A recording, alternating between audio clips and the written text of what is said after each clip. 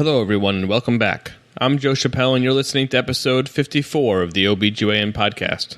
Today is the monthly checkup for March 2019, and to help me get through these topics, I have two great guests. We have Dr. Jillian Kurtz. Welcome back. Hi, everybody. And Dr. Vayu Mesh. Nice to have you back as well. Yep, excited to be back. Now, I don't have a lot of preamble today, except to say that the National Perinatal Association meeting in Providence, Rhode Island, is in a couple of weeks. And like I said on our previous episode, Dr. Ballas and I will be there. I'll be recording some interviews with some of the speakers, and then I have some free time on Thursday evening.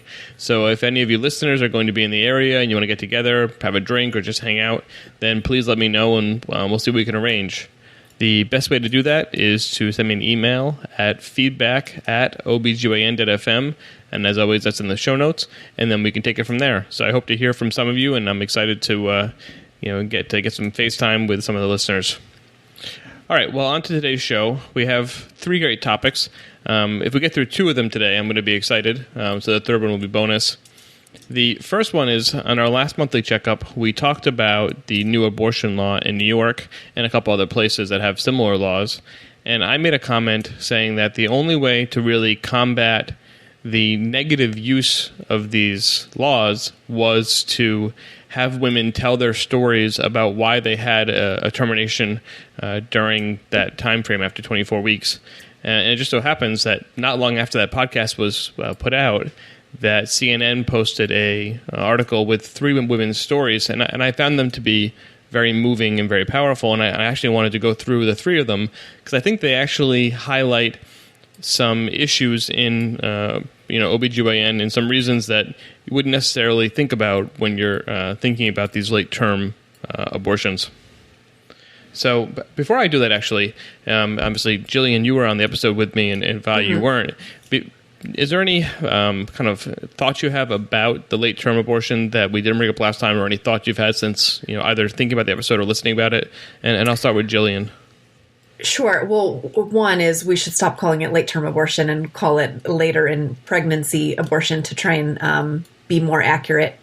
But I think that after our discussion, I kept thinking about it, and I felt sort of guilty that I sort of had a shrug your hands sort of attitude about it in regards to helping to dispel some of the disinformation that's been going on social media. And since then, I've been trying to be more of an advocate and help the lay community understand the nuances of this law and really what it means. Actually, I want to thank you because the late-term abortion moniker that has been applied to this is obviously a negative connotation to it. And it shows you how susceptible people are to branding because I'm just, spewing it out of my mouth as if it's a real term, and it's not at all. So I want to thank you for that. Vi, what do you think?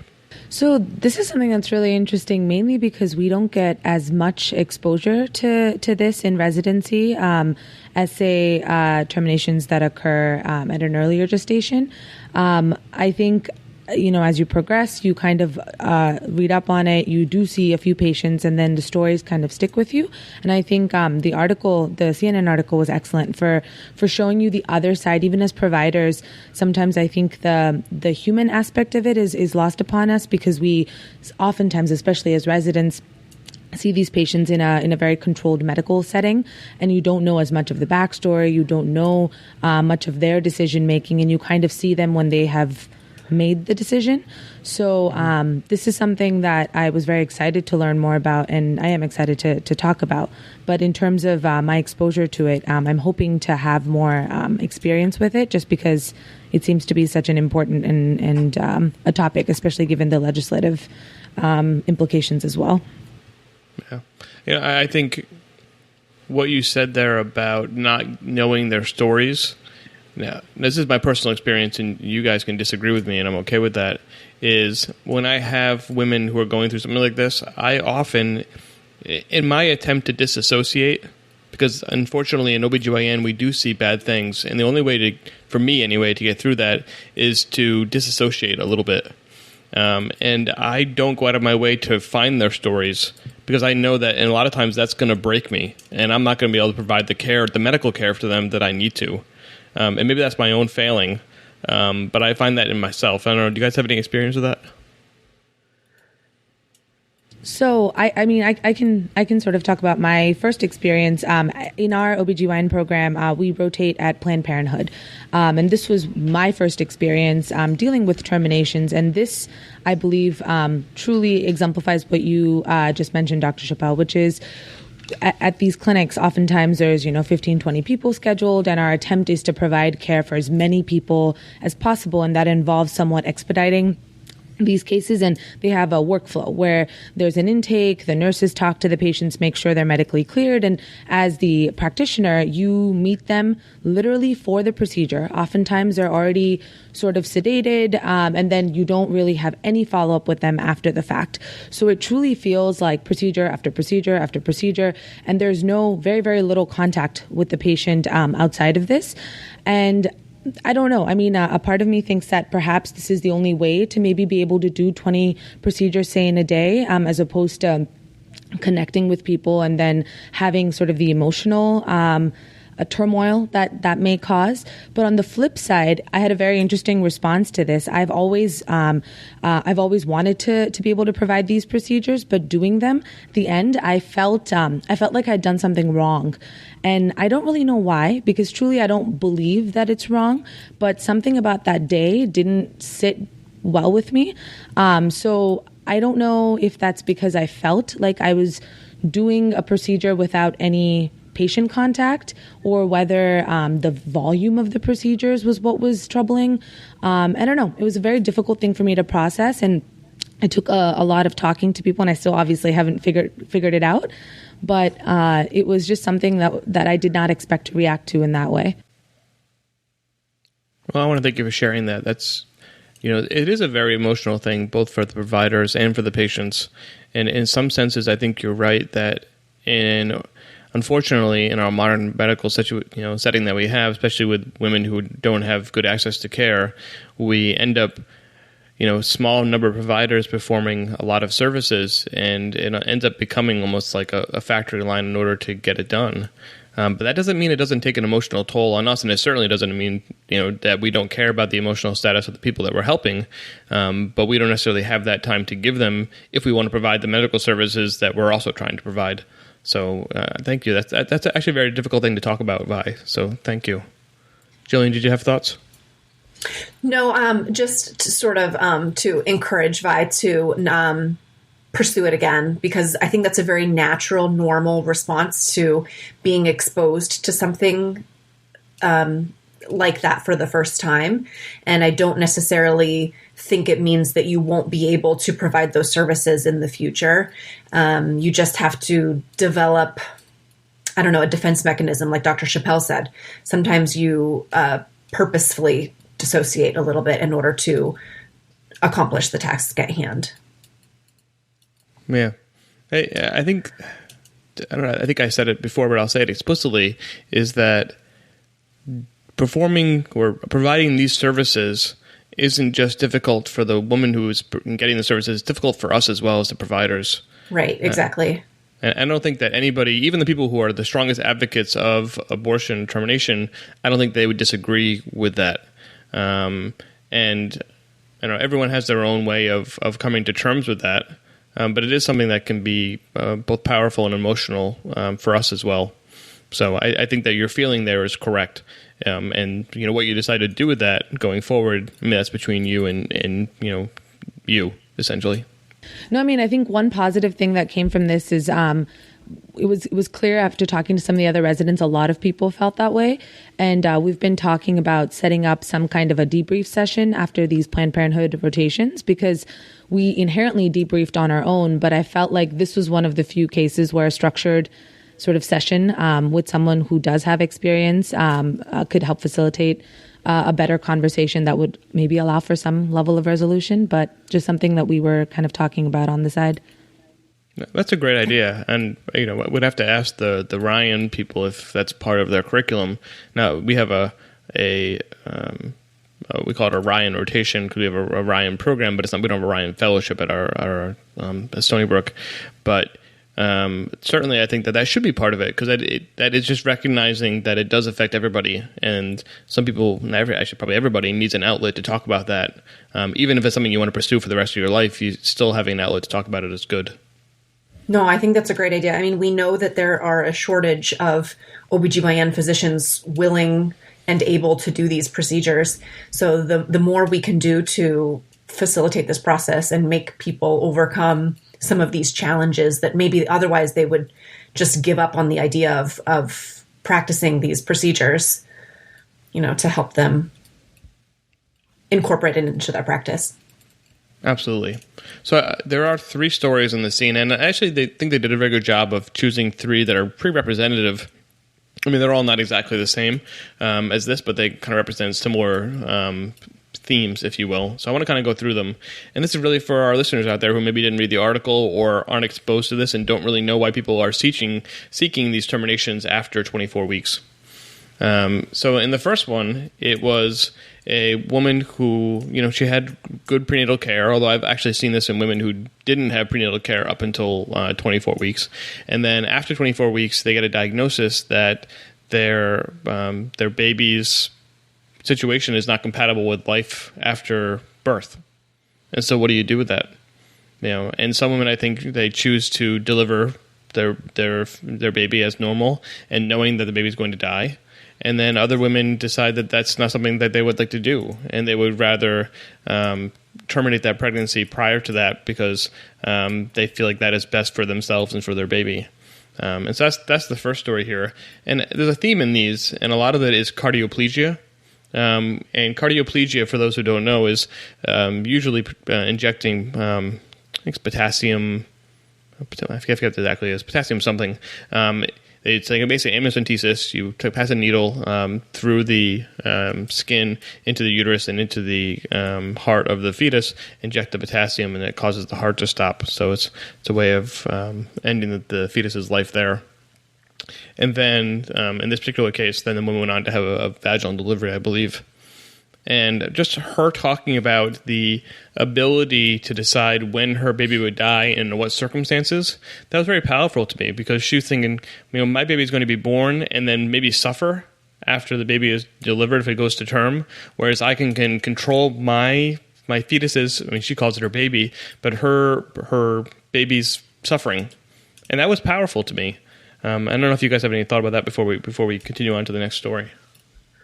Well, I think it just highlights what a difficult decision that you would have to make as a mother. And, you don't envy the circumstance that she's in. I'm grateful that she has the option to terminate. But it's definitely not an easy decision that she had to make. Yeah, the part especially when she kind of compares how normally when her baby kicks used to bring her so much joy. So now with this diagnosis, literally every movement and everything that brought her joy has a complete, 180 on her, on how it affected her. And I think that living with that part was the part that was probably the most heartbreaking, her describing that. Yeah. Like I said in our last episode, once you get into these actual stories from, real people, you have to be a monster or a robot not to sympathize with these people or empathize with them, because it is so heartbreaking. And even in a written format here, you can feel the pain. And this is, I believe, this is many, many years later that she's sharing the story, and you can still feel the rawness in that. So even though she decided to do this, she's still carrying that with her this many years later. But it seems like she still feels that was the right thing to do. And I don't disagree with her, but it's powerful. So I think that this is almost the easier case, because it is the baby's not going to live, and so do you decide to end that suffering early or not? And to me, that's and we actually had this conversation when I was in private practice. I did all the D&Es for our practice, not after 24 weeks at our hospital all the time, but less 24 weeks. And even then, it's like for the women who had a baby with trisomy 13, okay, to me, you can make the decision relatively easily. Your baby is not going to live no matter what you do. This is not compatible with life, or other anomalies, whatever they may be. And that we can have that conversation. And for those women, it was maybe it wasn't easier, I'm not them, but it seemed like it was a little easier because it wasn't like they were really making a choice whether they was going to live or not live. It was never going to be able to live outside the womb. And then you get into other anomalies like, say, trisomy 21, and that's a lot more of a grayer area because there's a large range of spectrum there of disorder. So that was harder. But I've definitely seen this kind of thing pretty often. And to me, that's a little more straightforward than maybe the other two that we're going to get into. Actually, the second one is actually also pretty straightforward, but the last one is, I think, the difficult one. Yeah, I definitely agree. I think that especially even I'm thinking about societal support. I feel like more people, as you mentioned, find this somewhat, I guess, quote unquote, acceptable because it seems like the humane thing to do versus what is sometimes perceived as a selfish act by people who aren't as supportive of these procedures. And I think I wonder if that also changes how the kind of support she receives and her ability to be able to talk about it more openly because she doesn't feel like she is maybe doing something wrong constantly. So she doesn't yeah, sorry, go ahead. No, I didn't mean to interrupt. I'm sorry. I just was going to say I totally agree with you because the very last person who we'll get into in a second, she withheld her name, whereas this woman, proudly said, "This is who I am. This is my story." And I bet, like you said, a lot of this is because she's viewed as this selfless mother who was thinking about her unborn child and not wanting her unborn child to suffer. And that was what was motivating her. And that is something that we can applaud. I think exactly. Even if you are not a fan of abortion per se, that story I think will resonate with you more than our last one. Right? It's not as challenging. So the second one, and this is actually something that we see relatively recently, and I'm actually going to share a story after I talk about this particular lady, and something that's still affecting me. But so this particular woman, she developed extremely early preeclampsia. She was 24 weeks when she developed the preeclampsia, although the fetus was measuring 2 or 3 weeks behind that, so 19 or 20 weeks. And she was sick enough where her providers said, if you don't deliver this fetus, because we know that preeclampsia has to do with the placenta, that you may die, you may stroke and die. And so we're recommending that you terminate this pregnancy for your own health. And again, I think that this is also not as challenging because, the mother dies, fetus dies, and at 24, 20 weeks or 22 weeks, those babies don't do very well. Most of them don't live. But one of the things one of the quotes I found that was very moving to me here was that she tried to negotiate with them because she didn't want to terminate her baby, obviously, because the baby was absolutely normal. She was the one who was ill because of the pregnancy, right? And so she was a physical therapist, so she told them that if she had a stroke from the preeclampsia, she could try to rehabilitate herself because she'd done that before because she was a physical therapist. And if the baby had issues, then she would rehab the baby because, again, she was a physical therapist and she was willing to do that.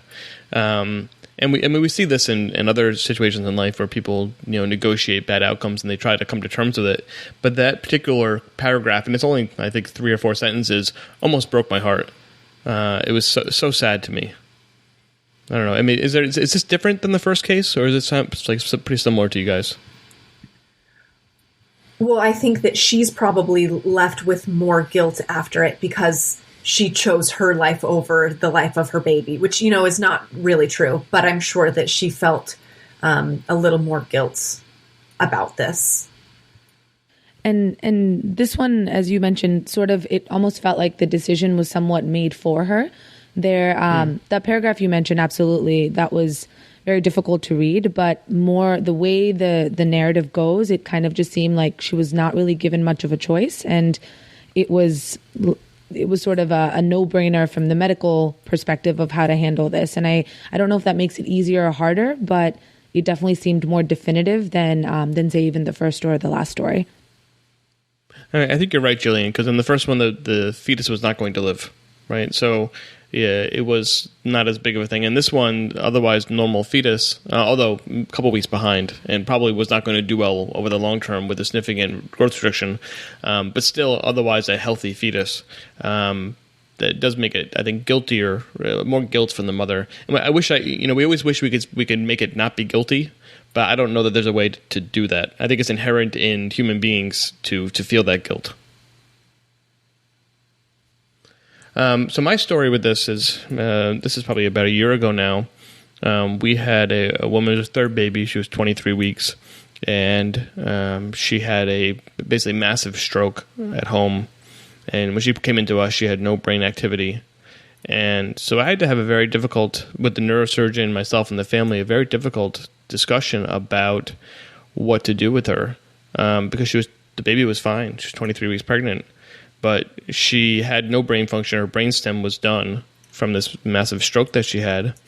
She had a undiagnosed AVM, which was the reason she had the stroke. And through the neurosurgeon and I, we were talking like, can we get 2 or 3 or 4 or 5 weeks where this baby continued to develop? And the neurosurgeon, based on his experience, basically said no. Like we can try to keep her alive through, intubation and stuff like that. But with the brainstem gone, she's not going to regulate the rest of her body anyway, so it's not going to work. But of course, we didn't know that, right? You don't know that until you know it, right? Right. You're making assumptions. Correct. But based on his experience, that was the case. And so to talk to the family and say, even at 24 weeks, if we get a week, the morbidity and mortality at 24 weeks is not great. 25 weeks is not much better. And at 28 weeks, it's maybe getting to the point where it's decent.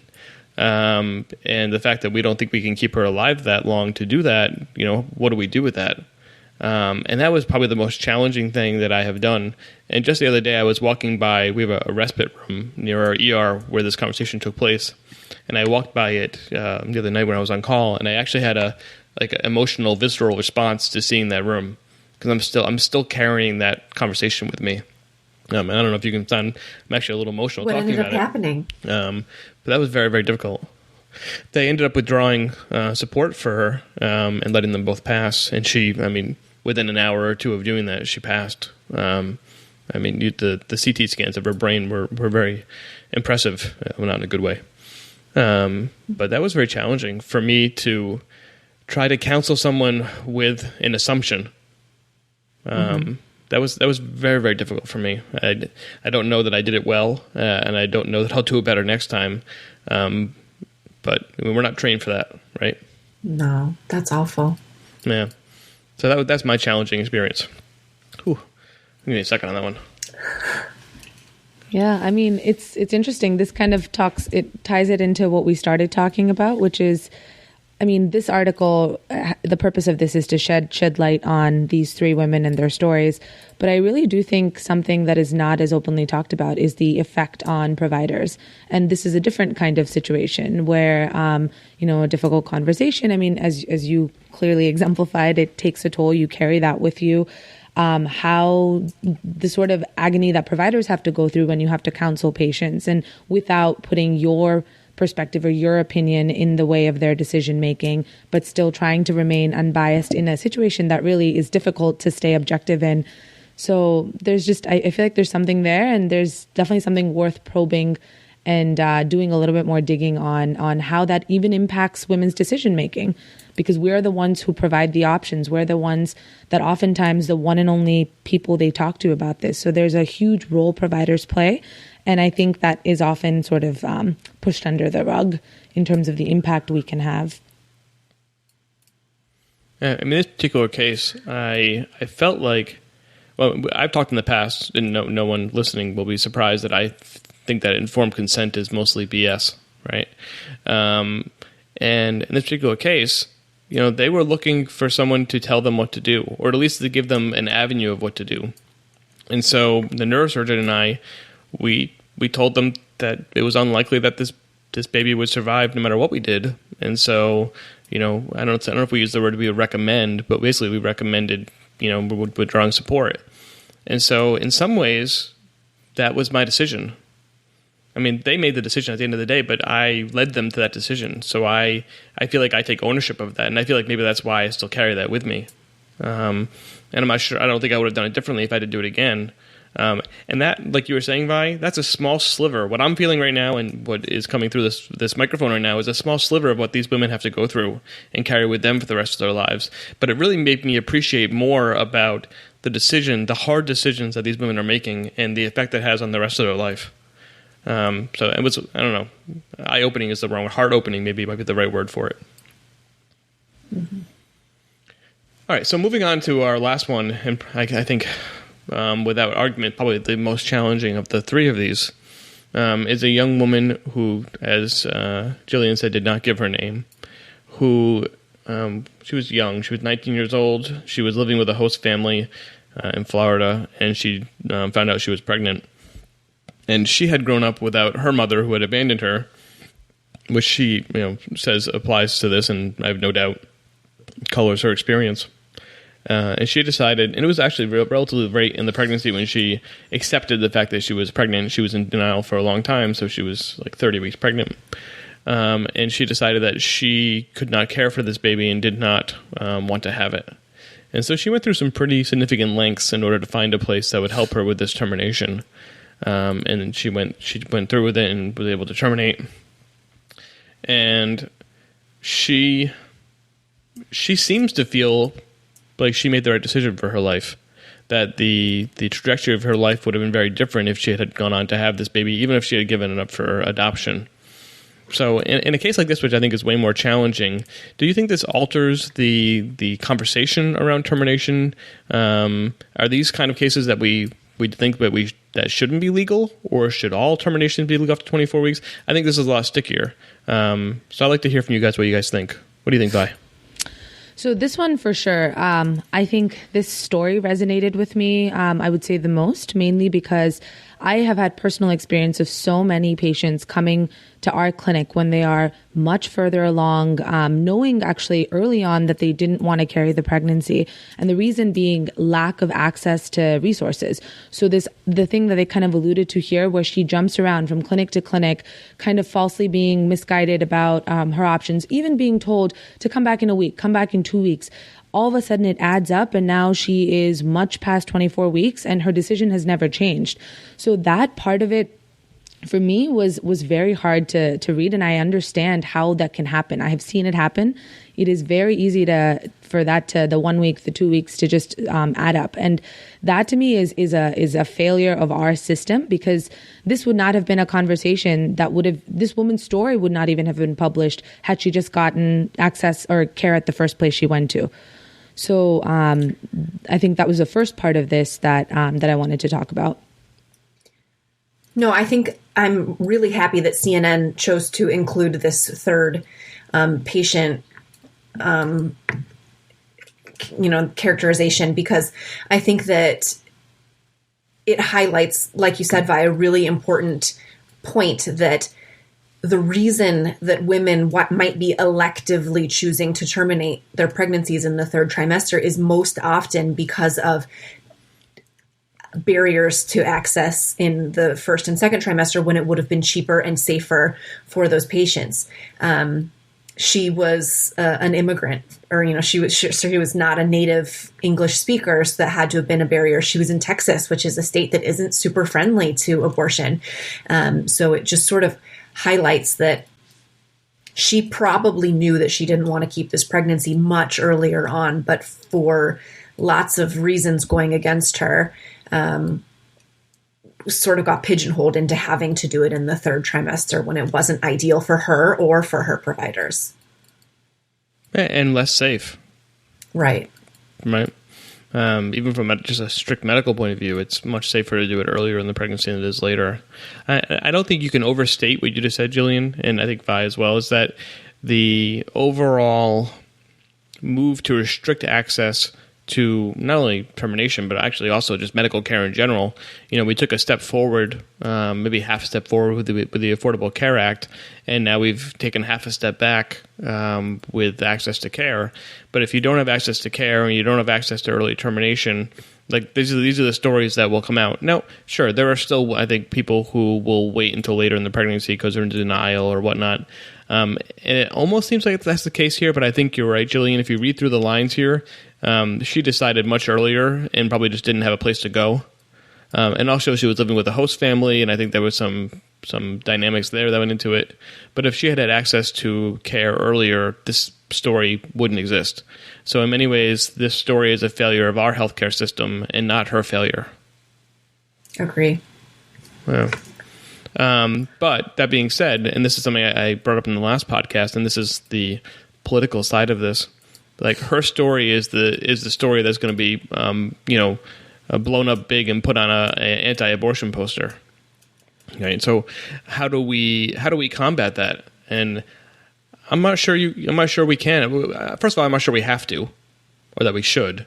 But I'm also not sure that we can, because the people who are opposed to abortion are never going to see her story in a light that makes sense to them. And so maybe just even trying to that is just a fool's errand, and we shouldn't even try. Which isn't to say I'm not happy that CNN put up there, because it is a real facet of life that we have to confront. But I do have concerns about the political aspect. Yeah, and I think at some point in the article they mention, I think it was this one, where they say the perception is that it shouldn't be that women just all of a sudden second trimester decided not to be pregnant anymore, and it was just I woke up one day and now I want a termination. I think recognizing that just because this is a story that you don't fully understand, it seems like, oh, why couldn't you have just delivered and given this baby up for adoption? That is not the discussion to be had. The discussion to be had is this was an agonizing decision in the same way that it was agonizing for the other two women, even if the outcome or the premise is something that you don't agree with. So maybe being able to empathize with that this is a decision that she will live with for the rest of her life, that tore her up on the inside to have to make, will maybe try to help connect the three stories, because that is the common factor. But the premise is obviously what sometimes takes away from that component, I think. That was well said, Vi. Well, I think that the physician wrote made a nice statement, the one who actually ended up performing the procedure for her. He said that the decision that an abortion is absolutely necessary to preserve their mental or physical health and or safety of their unborn child from a life of suffering. For regardless, he doesn't judge them for what brought them to that decision. He just knows that they have decided this is absolutely necessary to preserve their mental or physical health. And I think that's important to give the patients the reproductive autonomy to make that decision. Absolutely. I think you're absolutely right. The last thing I'll make, and although I try not to get too political on this show, every once in a while my bias comes out, and so this is probably one of those times. There was a great line from the patient at the end of this, and her quote was, "You want the orphanages to have more kids. You want more kids on the street." And I'm not really saying that from her, but from a political point of view, the people who are against abortion are also the people who are against social services, who are against medical care. And so they're perfectly fine with allowing all these babies to be born, but they don't actually want to support them after they're born. So they can be pro-life. Well, actually, they're pro-birth, but they're not pro-life, right? Mm-hmm. Like, they don't actually want the people to succeed, and they don't want them to have good lives. They just want to make sure they're born. And that is the grossest hypocrisy that I can possibly find. And every time I see that, it makes me angry to the point where I start to rage a little bit. I'll keep it inside for today. But that hypocrisy just kills me. Like, you can't be, well, we'll call it pro-birth. You can't be pro-birth and not pro-life. I don't understand how you could possibly be that way. Especially if you're Christian. I was raised Catholic. Like, if you're Christian and you believe that you should be looking out for the poorest amongst us, then that includes looking out for these babies once they're born. But many times, no, you just turn your back on them. We don't care about them once they're born, and that's what angers me the most. I'll get off my soapbox there. So that was a very emotional topic for me, and I'm sure for the two of you as well. And I want to thank the two of you for sharing your experiences and your emotion on this subject with me, because it's not easy to talk about. And from here, we're actually going to maybe a even more difficult topic in some ways, but certainly a new topic, and that is embryo adoption. And a lot of these same issues are going to come up in embryo adoption, which I find fascinating. And I'm actually glad I have Jillian here for this, because I'm sure she has some good thoughts on it. Mm-hmm. So embryo adoption is exactly what it sounds like. When you do IVF and you get multiple eggs and they make embryos, many times they'll freeze a number of those embryos and store them for a number of years until you decide you don't want them, and then they'll discard them. And again, that goes back to abortion. So some people that feel that abortion is wrong also feel that discarding embryos is wrong, in a way that discarding eggs is not wrong, right? Because embryos are, to them, human life. And so there's been a growing movement towards embryo adoption, which, to be clear, is not all from the pro-life people. And I think it makes sense in general. You have these embryos that are there, they're viable, they're already done, you don't have to go through IVF. And so it makes sense to be able to adopt those embryos as opposed to going through the whole IVF cycle yourself, especially if you can't. So I think that's a good option. But it gets tied into the abortion stuff here, especially when the pro-life groups come into the embryo adoption. So I know very little about this topic. And so I want to ask Jillian if she has had any experience first with embryo adoption or heard about it or know any of the stuff that's going on with it. Yeah, I mean, I was really excited when you chose a sort of, REI slanted article. So I'm happy to participate. But this is like an increasingly relevant topic. As you said, we're doing more IVF than ever before. We're getting better at doing it. We're making more blastocysts. And then there's a push towards single embryo transfer. So instead of putting back 2 or 3, we're only putting back 1. So we will end up with a lot more leftovers in the freezer. And what do we do with those leftovers is a big dilemma. So usually an IVF center will have you make a decision prior to undergoing IVF. What do you want to do with your leftover embryos that you will probably end up having? So one option is just pay a quarterly storage fee, pay like $150, keep them in the freezer indefinitely because I don't want to think about it for right now. The second option is to donate to research, embryonic stem cell research. The third option is, like you said, discard. And the fourth option is embryo donation, which is the least popular of all the options. I think there was a survey that found only 11% of couples were even open to embryo adoption. There's lots of IVF centers that have their own embryo banks. So this article was talking about embryo adoption organizations that receive federal funding, but tend to have a sort of religious agenda that they're pushing on their patients. And the biggest thing I wanted to emphasize to listeners is there's other options. Lots of IVF centers have embryo banks that are not religious affiliated and will happily get your LGBT patients pregnant. I mean, fair enough. That's good. I mean, I think also, obviously your experience, you actually did experience. So where was your residency again? Residency was in Columbus, Ohio. Okay, Ohio. So it's kind of middle of the country, not quite Nebraska or Kansas, but or Colorado, but over in that area a little bit. Sometimes I want to. I think what you're saying is most likely correct for the East Coast, West Coast, coastal cities. But sometimes I'm not sure what the experience is in the middle of the country, and I hope that you're right that there's IVF clinics out there that do this and they don't have to go through these organizations that are in this paper. But I don't know that to be true because I don't live in that part of the country. That's the only thing I say. Now, as far as embryo adoption, so traditional adoption, adopting a baby that is already born, is not cheap. It is certainly very stressful, and it is hard to do. It's often very far from where you live. It can cost $10,000 or more to do so. And in some states, like in New York State, there's a 5-week window after the baby is born where the parent or parents can decide that they want to revoke the adoption and take their baby back. And that's huge. So you could actually go there, have it all set up, do the adoption, take the baby home perhaps, and then 5 weeks later have that baby taken back. And I don't know how often that happens. I didn't do the research on that. But even the possibility of that happening is hard. And so in this particular case, I'm assuming that is not the case. But honestly, I don't know. But you're paying for the embryo and the implantation. And it's still not cheap. I think they said maybe like $8,000 in here. So maybe less than a traditional adoption, but still nowhere near cheap. No. Quite a bit of money.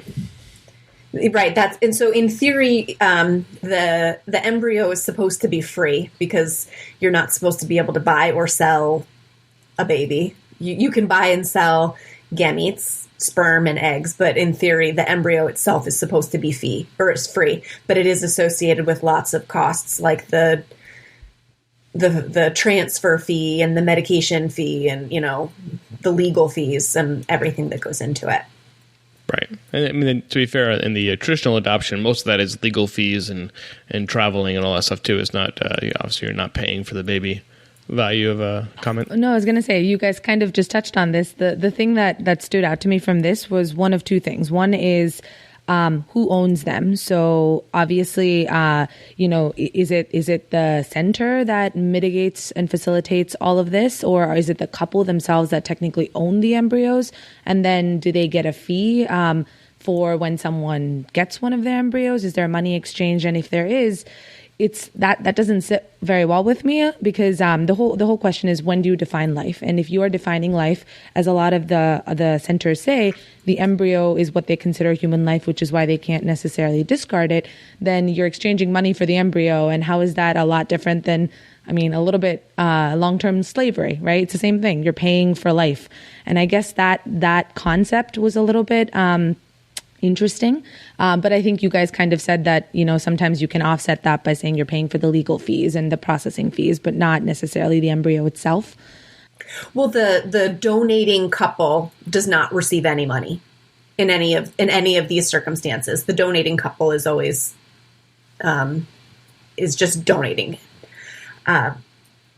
But with these agencies, the donating couple does get to choose the recipient couple in some instances. And I think that's the difference, is that with the embryo banks that I was referring to, those are anonymous embryo banks where, I would have surplus embryos and I would donate them to this bank. And somebody could look through a catalog and say, oh, Jillian Kurtz, she was a doctor, and, you get all of the criteria. And so you can sort of choose what characteristic you want out of your embryo. With the websites and that they were discussing, the ones that have received some federal funding that have sort of Christian slanting themes, there, I think the recipient is chosen by the donor. Right. Well, at least from the paper, at least they say they have some kind of voice in who gets to choose their embryo. So this is actually, I want to bring this back to our last discussion. And the woman who went to the quote-unquote abortion clinic in Texas, that happened to be a religious, place.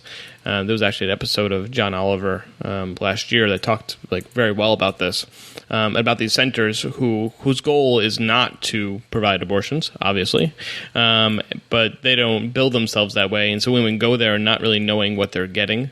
And you can see that in her story, where she went there and they showed her videos about God and the sanctity of life and blah, blah, blah, blah. But she went there because she didn't understand that that's what she was getting into, right? And so here we have the same thing where we have these religious institutions that are running some embryo banks. And, if you go there and you're, LGBTQ, they're not going to give you an embryo. They're not going to tell you they're not giving it because you're LGBTQ, but they're not going to do it because the people who are donating the embryos aren't going to allow you to have that. So they're going to say, it's not our decision, it's the people whose embryo it is who are deciding not to, which is, it's a little bit, fake there. But I actually wanted to come back to what Jillian said, that probably the majority of the embryo donation places are not religiously affiliated. And so this is almost like the opposite of what I was talking about in the politics in the last paper, where people would use that last patient's story to say, oh, this is why we shouldn't have terminations, because she decided she didn't want to be pregnant. Well, in this case, we have a paper that it's really, really focusing on the religious aspect of some of these embryo clinics, and that's probably not the majority experience in the United States. Now, we can definitely argue, and I would argue, that these places who are discriminating based on this, even if they quote-unquote say they're not discriminating, that is the people's embryos they shouldn't receive federal funding. Go ahead, Jillian. No, I was going to say I totally agree. And what I don't really understand is, where is that federal funding going to? If they're still charging $7,500 to $10,000 to the recipient couple for transfer fees and legal fees, that's how much we would charge at our private for-profit IVF center. So I just don't understand where the federal funding is going to, and that bothers me a little bit. Yeah, and I feel the same way, and I also feel the same way about the religious abortion clinics, that I have no problem with those places existing as long as they're upfront about the services they're providing. And they say that, listen, we are religious affiliated. We have the people get to choose who gets their embryos. And so know that coming in, and that's fine. I have no problem with that. But I don't feel like they're being honest here. And they're certainly on the abortion side not being honest with the clinics that they're running. And the federal money going to those people who are not only doing what they're doing, but also doing it dishonestly, that is what really drives me nuts. It also bothers me that I think this is a very difficult decision for a couple to have to make regarding their surplus embryos. It's an emotional thing. I mean, they can sort of view these embryos as potential siblings to their existing children, and this is a difficult decision to have to make. And some of these websites sort of shame them with the language that they use. I looked a couple of them up just yesterday in preparation for this podcast, and they say things like, you could just thaw them and let them die, or you can donate to us. Like they literally say, let them die. And, when they're referencing the female partner, they always say wife instead of, your female partner. So that really bothers me. I feel like they're shaming people into making a decision under their specific agenda. Yeah. And again, if they're honest and open about what that agenda is and someone chooses to go there knowing that that's their agenda, I'm okay with that. Right. Perfectly okay with it. But when you try to hide what your agenda is, and then also take federal dollars, which we hope go to places that don't discriminate, that's when I start having issues with it. Right. I'm all for, well, in general, unless we get into white supremacy or other hate groups, right? That people band together based on their beliefs. I don't have a necessarily problem with that as long as you're being open about who you're inviting to go there. There are plenty of other options. Now, if this is the only options available for embryo transfer, I don't have a problem with that. But right. as you were saying, there are plenty of other places you can go that aren't these places. And so I think that's okay. And people can disagree with me there, and that's okay too. I think there's room for disagreement on this topic. I would say I also laughed because the place was called like the Snowflake. Yeah, Snowflake embryos or something. Which I really thought was a fantastic name. Snowflake's Embryo Adoption. And just from my own learning, actually, how long are embryos good when they are frozen? Is there sort of a shelf life after a certain point that you wouldn't transfer? I think ASRM recommends not transferring greater than 12 years or something like that, but it's quite a long time. And I'm not sure that might be somewhat arbitrary. Just in theory, once it's been frozen for 12 years, there may be some damages to the embryo itself. Now, one thing that's a little off topic here, I mean, it's a related topic. There was an article a few months ago about a man who had donated sperm multiple times when he was younger, and he's now in his 40s or early 50s, and he has a family of his own. He's got 2 kids. And these women did 23andMe, and he had done 23andMe, and they found him. And he found that he had 3 or 4 daughters that he didn't know he had. He had donated sperm. And of course, he had thought he had done it anonymously, and so he had to tell his wife, "Hey, listen, apparently I have 3 or 4 daughters. Wow. Hey, cool, right?" And they wanted to meet him, and it was actually a really nice story where the whole family went out there, including his wife and his kids, and I think maybe he had 2 sons, and so they were very excited to have sisters, and the wife was actually very supportive, and blah blah blah. But it gets into this deeper thing of the anonymity that went along with previous, sperm or egg donation, or maybe even embryo donation, and the current, medical about being able to do DNA testing. Is that going to last? And does that fundamentally change the nature of these donations, whether they be sperm or embryos? I don't know. You guys have any thoughts on that?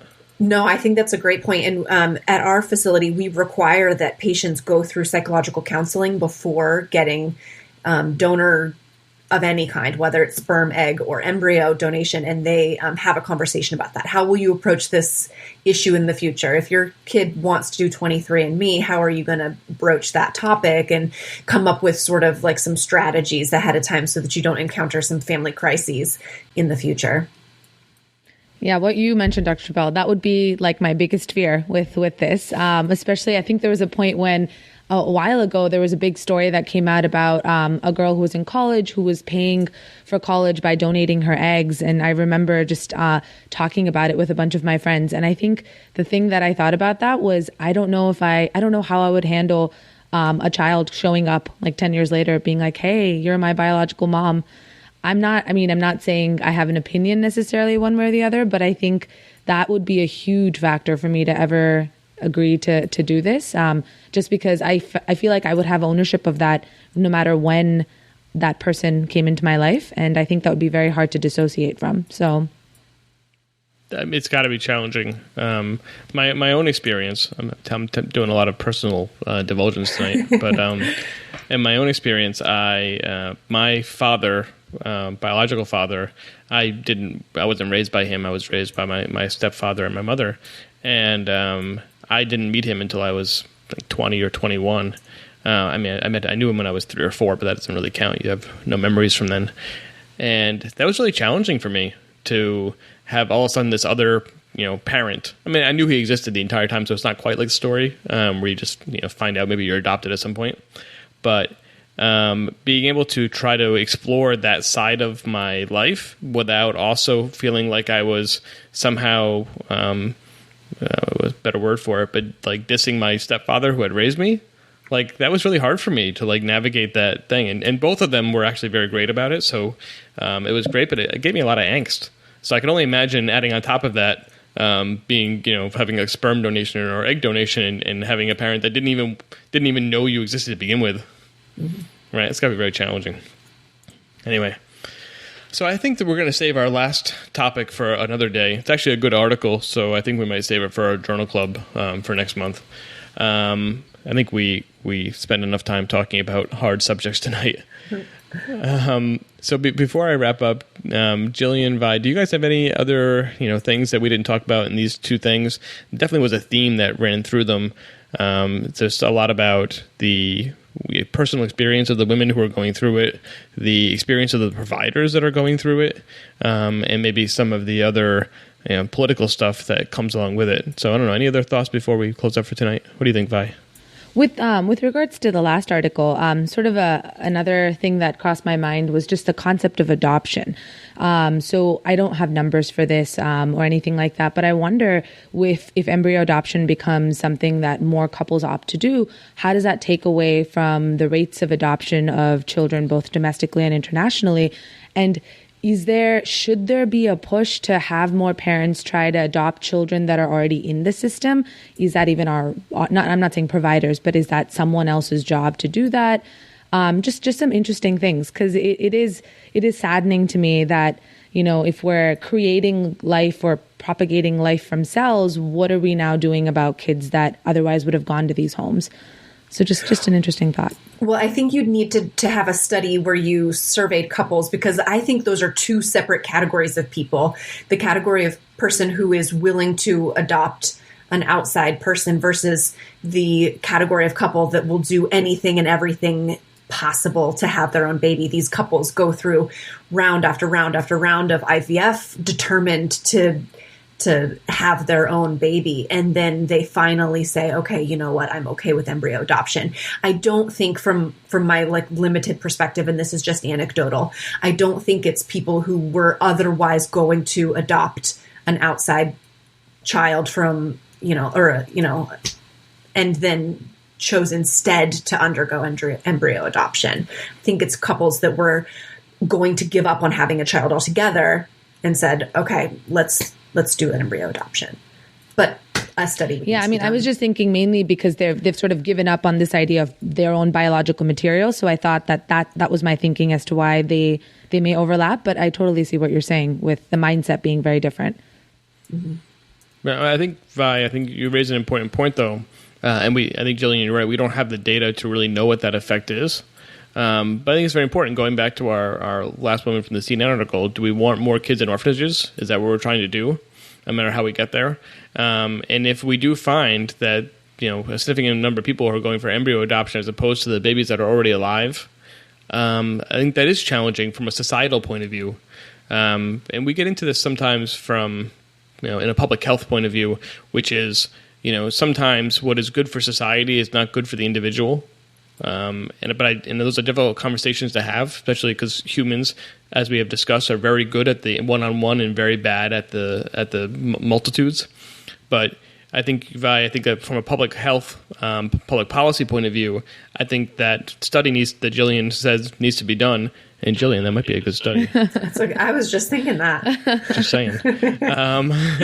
But I think that study probably needs to be done to give us the information to know how concerned we should be about that problem. We may decide at the end of the day not to do anything about it, but if we don't know how big of an issue it is, then we can't even think about whether we want to do something about it. So I think those are very, very good points. And now in about 6 months, Jillian's going to have a paper published about... I know, the wheels are already turning. All right. Well, I want to thank you both for your time tonight and for sharing your thoughts and emotions about these very difficult topics.